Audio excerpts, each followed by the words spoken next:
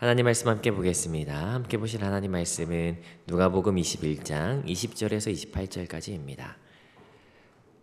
누가복음 21장 20절에서 28절까지 다 찾으신 줄 알고 우리 한 목소리로 함께 합독하도록 하겠습니다. 함께 읽습니다. 시작. 너희가 예루살렘이 군대들에게 애워싸이는 것을 보거든 그 멸망이 가까운 줄 알라. 그때 유대에 있는 자들은 산으로 도망갈 것이며 성내에 있는 자들은 나갈 것이며 촌에 있는 자들은 그리로 들어가지 말지어다. 이날들은 기록된 모든 것은 이루는 징벌의 날이니라. 그날에는 아이 벤 자들과 젖먹이는 자들에게는 화가 있으리니 이는 땅에 큰 환난과 이 백성에게 진노가 있겠음이로다. 그들이 칼날에 죽임을 당하며 모든 이방에 사로잡혀 가겠고 예루살렘은 이방인의 때가 차기까지 이방인들에게 밟히리라. 1월 성신에는 징조가 있겠고 땅에서는 민족들이 바다와 파도의 성난 소리로 인하여 혼란한 중에 곤고하리라. 사람들이 세상에 임할 일을 생각하고 무서워함으로 기절하리니 이는 하늘의 권능들이 흔들리겠음이라. 그때 사람들이 인자가 구름을 타고 능력과 큰 영광으로 오는 것을 보리라. 이런 일이 되기를 시작하거든 일어나 머리를 들라 너희 속량이 가까웠느니라 하시더라. 아멘. 요한계시록 5장에 보면 사도 요한이 우는 장면이 등장합니다. 4절에서 나오는데요. 크게 울었다라고 하는 걸로 봐서 아마 엉엉 대성통곡하면서 울었던 것 같습니다. 사도가 갑자기 왜 울까? 그 이유는 하나님께서 사도 요한의 눈을 여셔서 4장에서 하늘을 보게 하시는데요. 그런데 5장에서 보니까 하나님의 오른손에 7인으로 봉한 이 두루마리가 있는 것을 보게 됩니다. 그런데 이 두루마리가 떼어지면서 열려야 하는데 이 두루마리를 열 자가 아무도 없어서 사도 요한이 울죠. 그런데 이 인을 누가 떼는지 아십니까? 예수님께서 떼십니다. 두루마리가 떼진다라고 하는 것은 이제 6장부터 이제 인 재앙이 시작되어지는 건데 인 재앙이 시작되면 이제 대점, 나팔 이렇게 이어지죠. 그렇다면 다시 이 인을 누가 떼는 거냐라고 하는 거 다시 주목해 볼 수 있을 것 같습니다. 누가 뗀다고 말씀드렸습니까? 예수님께서 떼신다. 만약에 떼지 않으면 어떻게 될까요? 떼지 않으면 역사가 진행되지 않는다라는 거예요. 그렇다면 제가 한번 질문해 보겠습니다. 역사의 주관자는 누구인가? 누가 이 인을 떼는가? 세상 만물을 주관하시는 분 예수 그리스도다. 우리가 살아가면서 현실이 너무 냉혹하고 차갑기 때문에 이것에 압도당해서 보이지 않을 뿐이지 성경은 분명히 이야기합니다.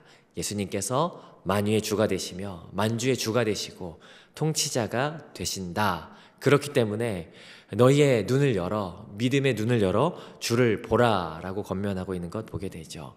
특별히 때가 가까이 올수록 보이는 대로 믿는 것이 아니라 믿음을 통해서 더 정확하게는 하나님 말씀의 토대를 둔 믿음을 통해서 보는 시각이 필요하죠. 오늘 이 말씀들을 통해서 역사를 주관하시는 그 하나님에 대한 믿음이 다시 한번 더 분명해지는 시간 되시기를 주님의 이름으로 축복합니다. 예수님께서는 예루살렘에 입성하셨습니다. 계속해서 반복했지만 그러고 나서 제일 먼저 주목하셨던 것은 다름 아닌 성전이었다. 왜냐하면 성전이 제대로 된 기능을 하지 못했기 때문이었죠. 그래서 예수님께서 하셨던 것은 성전을 정결하게 하시는 것이었는데 외적으로는 매매하는 자들을 쫓아내셨고요. 내적으로는 무너진 진리의 터 가운데에서 날마다 말씀을 전하심으로써 다시 그 터를 세워나가시죠. 굉장히 중요한 일이었습니다. 단순히 복음을 전하는 것 이상으로 사실은 이스라엘 진영 한가운데 성막이 있었고 거기서 하나님께서 말씀하셨던 것처럼 성전은 우리의 삶 가운데 중심이 되어 그 가운데서 복음이 선포되어지고 진리가 선포되어져야 했지만 그러지 못했다. 그러나 은혜와 진리가 충만하신 예수님께서 성전에 거하시면서 복음을 선포하시는 것, 어쩌면 이것은 예수님께서 단순히 말씀을 전하셨다라고 하는 차원이 아니라 우리가 회복해야 할 이상을 보여주신 것이 아닌가. 화려한 성전이 아니라 우리 가운데 중심 안에서 예수님의 말씀이 선포되어지는 것, 우리가 회복해야 할 이상이죠. 화려한 성전 가운데 사실은 예수님께서 그 성전을 보시면서 정결하게 하셨을 뿐더러 어제는 멸망할 것을 어제 예언하셨습니다. 그리고 모인 무리들에게 마지막 메시지를 전하시면서 성전 멸망을 통해서 확장되어진 시각, 세상의 마지막에 대해서도 말씀하셨죠. 오늘은 어제 본문에 이어져서 계속해서 성전 멸망에 대한 내용 이어지는데요. 어제와 비슷한 구성으로 오늘 본문도 이루어져 있습니다. 앞에서 어제 본문도 앞에서 예루살렘 멸망을 살펴봤던 것처럼 오늘도 20절부터 24절까지는 예루살렘 성의 멸망을 말하고 있고요.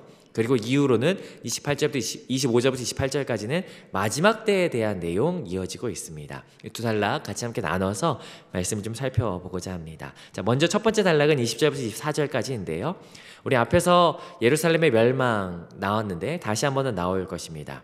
오늘 같이 함께 살펴보는데 오늘 20절부터 24절까지는 누가 그리고 언제 왜 일이 일어나는지 같이 한번 나눠서 살펴보도록 하겠습니다. 먼저는 누가 이 일을 당하는지 우리 20절에 등장합니다. 20절 같이 한번 읽어봅니다. 시작. 너희가 예루살렘이 군대들에게 에워싸이는 것을 보거든 그 멸망이 가까운 줄 알라. 여러분 사실 이제 20절 새벽이기 때문에 우리가 잘 못 느낄 수도 있겠지만 날카롭게 본다면 두 문장이 섞여 들어가 있습니다. 맨 앞에 주어가 두 개가 나와요. 너희가 예루살렘이 이렇게 나옵니다. 그래서 이 문장을 좀 두 문장으로 분리할 수가 있는데요. 첫 번째 문장은 너희가 보거든 멸망이 가까운 줄 알라. 그리고 두 번째는요. 예루살렘이 군대들에게 에워싸일 것이다 라고 이게 두 문장으로 나눌 수가 있습니다. 자, 그러면 여기 너희가 보거든 말하는데 이 너희는 대체 누구일까? 당연히 예수님께서 마지막으로 무리들에게 전한다고 했으니까 아마 이 성전에 있는 무리였을 것입니다.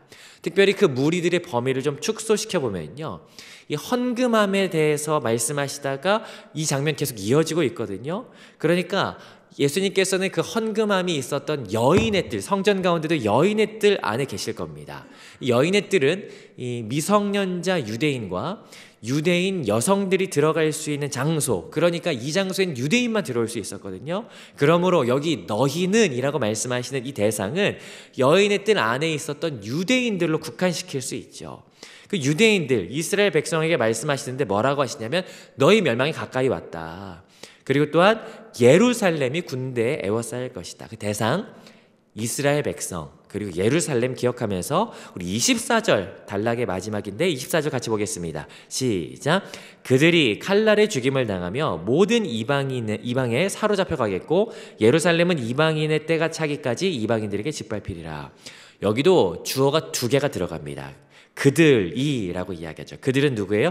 유대인들을 말하는 거예요. 이스라엘 백성. 어떤 일이 그들이 죽임을 당하고 이방에 사로잡혀 갈 것이다. 또 주어가 나옵니다. 누구입니까? 예루살렘이 이방인에게 밟힐 것이다. 예루살렘 성도 무너질 것이다. 그들, 너희들도 고난을 보고 당할 것이고 예루살렘도 무너질 것이다. 이것을 이야기하고 있죠. 사실 이것은 무엇을 말합니까? 주후 70년에 예루살렘 성전의 함락을 이야기하죠. 그들, 이스라엘 백성과 예루살렘이. 자, 그러면 그때 어떤 일이 일어나냐면요. 그때 21절 같이 한번 읽어보도록 하겠습니다. 21절 시작이 어떻게 되어 있습니까? 21절 같이 한번 읽어보는데요. 시작. 그때 유대에 있는 자들은 산으로 도망갈 것이며 성내에 있는 자들은 나갈 것이며 촌에 있는 자들은 그리로 들어가지 말지어다. 그때로 시작합니다. 그때 어떤 일이 일어납니까? 세 가지 명령이 나오는데 어떻게 해야 하는지. 유대에 있는 자는 어떻게 합니까? 산으로 도망해라. 성내에 있는 자는 성 밖으로 나가라. 촌에 있는 자, 성 밖에 있는 자거든요. 성 밖에 있는 자는 예루살렘 성 안으로 들어가지 마라. 이 세 명령을 좀 분석해 보면 공통점이 있죠. 예루살렘 성은 피해라 라고 하는 의미예요. 왜 이런 말씀하실까요? 그 이유는 예루살렘 성이 당연히 무너질 것이기 때문에. 그러면 여러분 여기에서 잠깐만 생각해 보지 않으시겠습니까? 여기 지금 이야기를 듣는 이 사람들의 심정이 어떨지. 예루살렘 성으로 들어가지 마라, 들어갔어도 나가라, 피해라 라고 이야기하는데, 여러분 이 여인의 뜰에서 듣는 이 이스라엘 백성이 이 가지고 생각하는 가장 주된 생각 중에 안전한 곳이라고 하는 그 인식은 어디일까? 당연히 성전일 겁니다. 하나님께서 예배 받으시는 곳, 하나님을 향한 제사가 있는 이 예루살렘, 그리고 그 가운데 성전만큼은 세상 어디가 다 무너져도 결코 여기는 무너지지 않을 것이라고 생각했던 곳, 여기였을 거예요.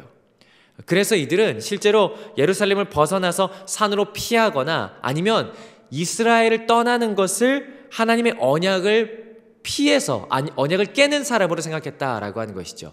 룻을 그렇게 봤어요. 룻기에서 기근 때문에 이스라엘을 떠나서 모압으로 가는 그 여인을 이스라엘 백성은 오히려 언약에서 벗어난 사람이라고 생각했을지 모른다라는 것이죠. 그러나 오늘 성경이 이야기하는 거예요. 들어가면 안 된다. 들어가 있어도 나와라 라고 이야기하죠. 실제로 요세푸스에 의하면 예루살렘 성이 무너질 때 100만 명이 그 성전이 있었을 때 성전 안에서 굉장히 많이 몰살당했다라고 이야기하죠. 그리고 더 심각했던 것은 그 성이 포위당하는 것이었는데 왕래할 수 없는 그 성 안에서 옴짝달싹 못하게 포위당해서 결국에 기록에 의하면 돌아가면서 자기 자녀들을 먹을 것이 없기 때문에 자녀들 잡아먹었다라고 이야기하죠. 아무튼 그때 어떤 일이 또 있는지 23절도 이야기하는데요. 23절 맨 앞에 보니까 뭐라고 시작합니까? 그날에는으로 시작합니다. 그리고 여기도 세 부류의 사람들에게 경고하고 있습니다. 아이벤자와 젖먹이에게 뭐가 있냐면 화가 있을 것이다. 그리고 두 번째, 땅에도 환란이 있을 것이다. 백성에게는 진노가 있을 것이다. 특별히 아이벤자와 젖먹이에게 화가 있다라고 이야기하는 것은 산모, 영아를 데리고 있는 이 부모는 아이들 때문에 쉽게 달아나기가 어렵습니다. 그렇기 때문에 지금 이들에게 화가 있다라고 하는 것은 긴박하게 예루살렘에 위기가 찾아올 것이다 라고 하는 것을 이야기하는 거죠. 자, 그렇다면 이 예루살렘이 위기가 처해지고 이 이스라엘 백성들이 위험에 처해지는 것, 왜 이런 일이 일어나냐? 그것은 22절입니다. 22절인데요. 여러분 지금 20절부터 24절까지는 여러분 눈치채셨을지 모르겠지만 이 샌드위치 구조라고 하는 인클로지오 형식으로 이루어져 있어요. 20절과 24절이 짝을 이루고 21절과 23절이 짝을 이루고 그리고 23절은 그 중심에서 왜 대체 이런 일이 일어나냐라고 하는 해답이 들어가 있죠. 22절 같이 한번 읽어보겠습니다. 시작. 이날들은 기록된 모든 것을 이루는 징벌의 날이니라. 이 날이 어떤 날이기 때문이에요? 징벌의 날. 이건 그냥 멸망하는 날이라고 말할 수도 있겠지만 사실 그런 날이 아닙니다. 이 징벌의 날은 NIV 성경 같은 경우에는 형벌의 날이라고 표현했거든요. 근데 형벌의 날은 구약의 호세아에서 찾아볼 수 있는 개념입니다. 호세아 9장 7절 제가 한번 읽어보겠습니다. 형벌의 날이 이르렀고 보응의 날이 온 것을 이스라엘이 알지라. 선지자가 어리석었고 신에 감동하는 자가 미쳤나니 이는 내 죄악이 많고 원한이 크민이라. 성전이 파괴되는 것은 보통 일이 아닙니다. 하나님께서 거기 계시겠다라고 말씀하셨던 약속하셨던 성전인데 그래서 그 성전이 파괴되는 것은 마치 하나님의 계획에서 어긋나는 것 같고 절대로 잊지 말아야 할 일 같죠. 그러나 지금 여기에서 일어나는 이 성전이 무너지는 날은 형벌의 날, 그냥 우연히 일어난 것이 아니라 어쩌다 일어난 것이 아니라 하나님의 징벌이다라고 하는 거예요.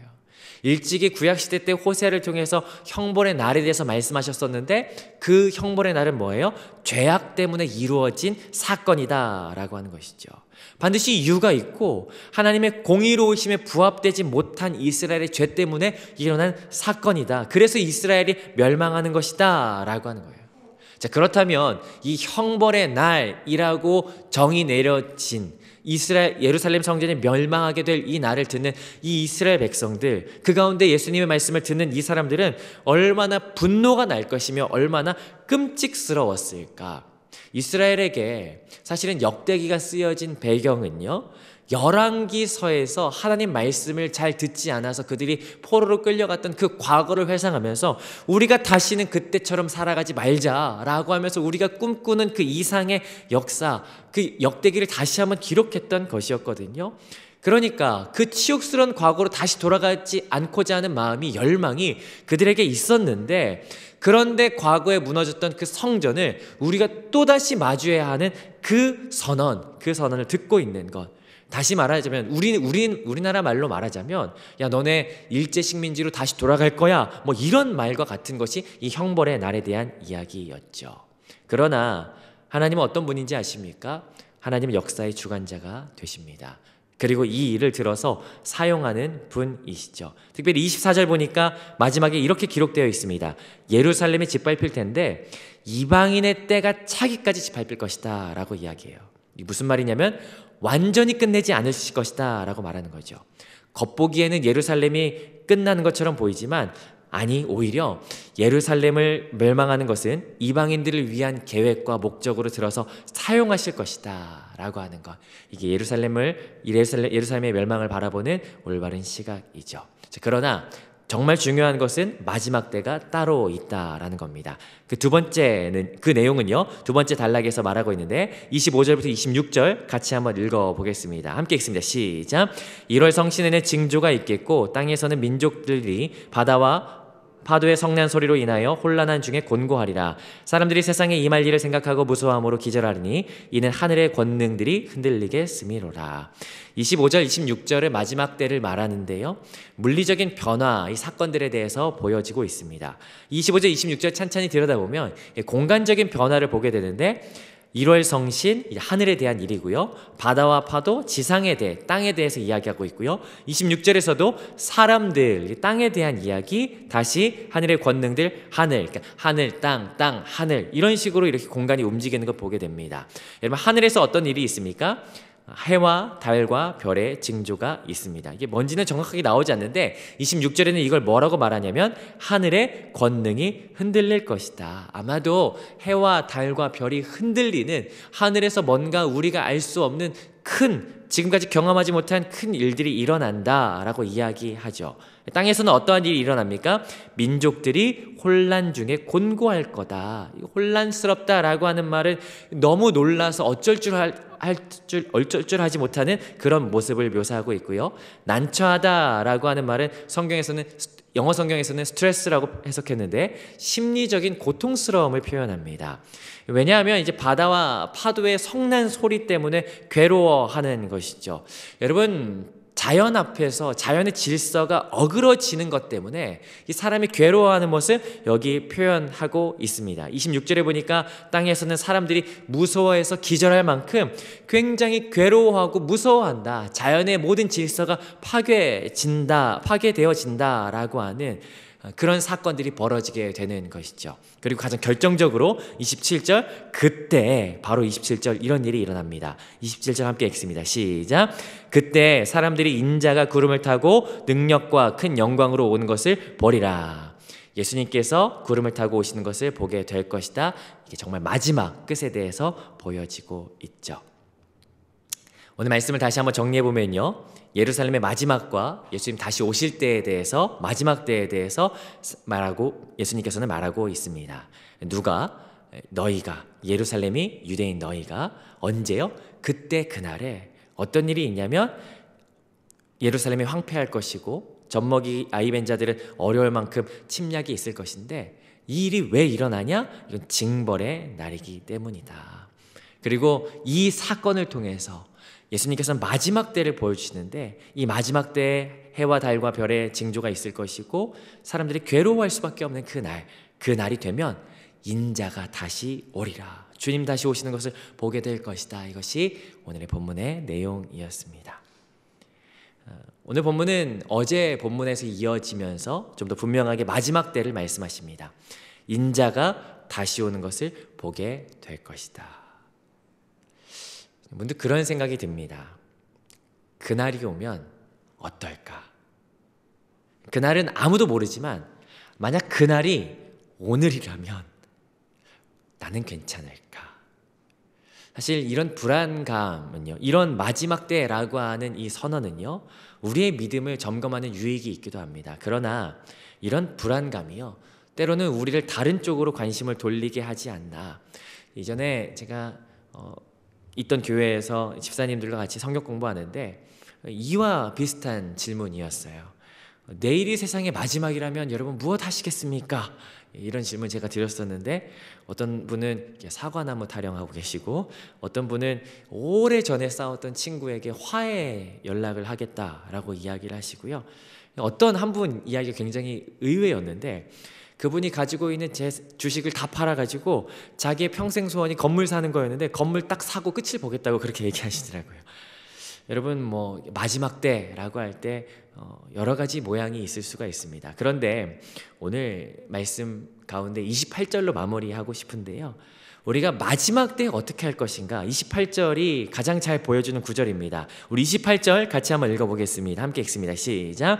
이런 일이 되기를 시작하거든 일어나 머리를 들라 너희 속량이 가까웠느니라 하시더라. 누가복음이 말합니다.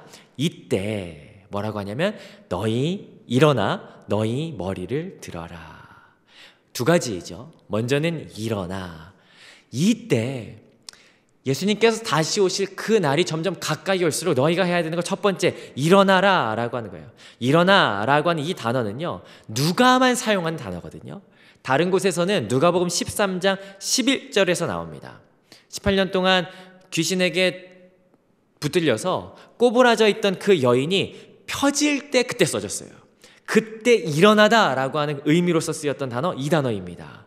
무언가에 짓눌려서 꼬부라져 있었던 게 일어서게 되는 것처럼 얽매이기 쉬운 모든 죄를 내어 벗어 던지고 일어나는 거예요. 마지막 때가 가까이 올수록 우리가 해야 되는 건 일어서라, 굳게 서라 라고 하는 것이죠. 두 번째 28절에 있는데 28절 중간에 머리를 들어라 라고 합니다.